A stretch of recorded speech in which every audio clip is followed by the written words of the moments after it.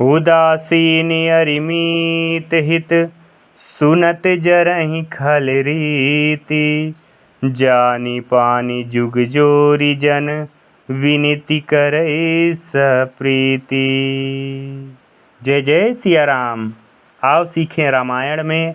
आज हम रामचरितमानस के बालकांड के दोहा नंबर 4 से आज के पाठ को सीख रहे हैं। दोहा के नीचे चौपाई दिया हुआ है।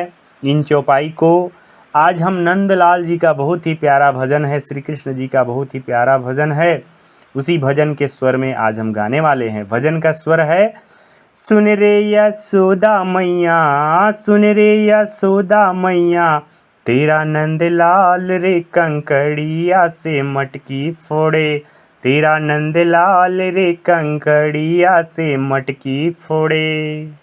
आइए अब इसी धुन में मैं आपको इन चौपाई को गाकर सुनाता हूँ।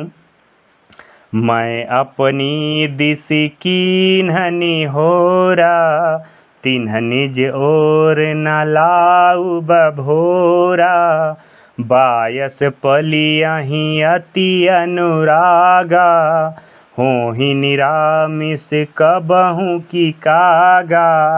सुन रे यशोदा मैया, सुन रे यशोदा मैया, तेरा नंदलाल रे कंकड़िया से मटकी फोड़े, तेरा नंदलाल रे कंकड़िया से मटकी फोड़े।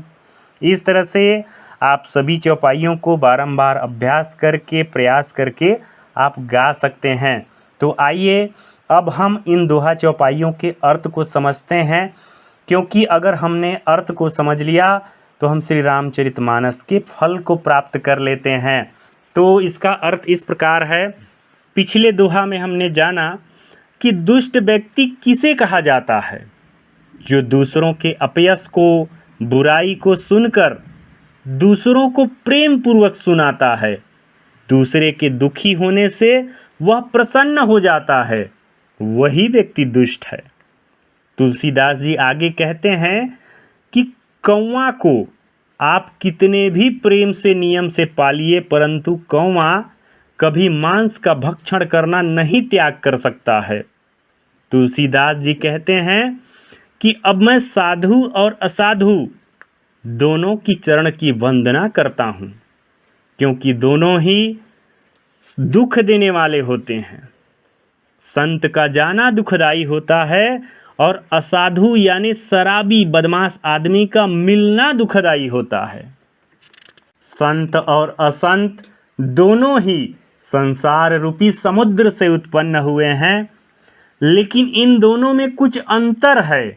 आइए उस अंतर को हम बारीकी से समझते हैं। ध्यान दीजिएगा कि कमल और जोंक जल में ही पैदा होते हैं, लेकिन कमल का स्पर्श सुखमय होता है, परंतु जोंक चिपक जाए तो हमारा खून चूस लेता है। समुद्र मंथन से शराब और अमृत दोनों की ही उत्पत्ति हुई है। अमृत लोगों को जीवन दान देता है और शराब लोगों की जान लेता है। भला और बुरा कर्म अपनी अपनी कर्म के आधार पर यश और अपयश की संपत्ति कमाते हैं। बड़ी मुश्किल से न जाने कितने हजार वर्ष के बाद हमारा मानव जन्म हुआ है।